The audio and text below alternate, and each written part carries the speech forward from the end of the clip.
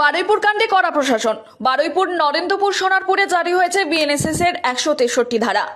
ঘটনাকে কেন্দ্র করে যাতে কোনো রকম উত্তেজনা বা বেআইনি জমায়েত না হয় সেই লক্ষ্যে প্রশাসনের কড়া পদক্ষেপ।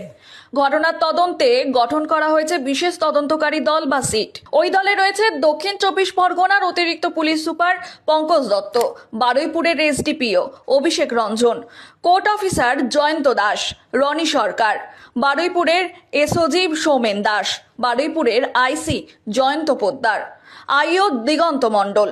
পুলিশ সূত্রে খবর, ওই ঘটনায় এখনো পর্যন্ত 2 জনকে গ্রেপ্তার করা হয়েছে। রাতভর অভিযান চালিয়ে 3 জনকে আটক করে চলছে জিজ্ঞাসাবাদ। পরিস্থিতির ওপর নজর রাখতে ঘটনাস্থল বা সংলগ্ন এলাকায় মোতায়েন রয়েছে বিশাল পুলিশ বাহিনী। আইন শৃঙ্খলা স্বাভাবিক রাখতে পুলিশ টহলও জোরদার করা হয়েছে। প্রশাসনের পক্ষ থেকে সাধারণ মানুষকে গুজবে কান না দেওয়ার এবং আইন নিজের হাতে না তুলে নেওয়ার আবেদন জানানো হয়েছে। পুলিশ সূত্রে আরও খবর, এই ঘটনায় 3টি মামলা রুজু করা হয়েছে।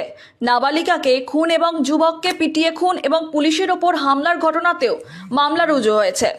পরিস্থিতি নিয়ন্ত্রণে রয়েছে বলে পুলিশ জানিয়েছে।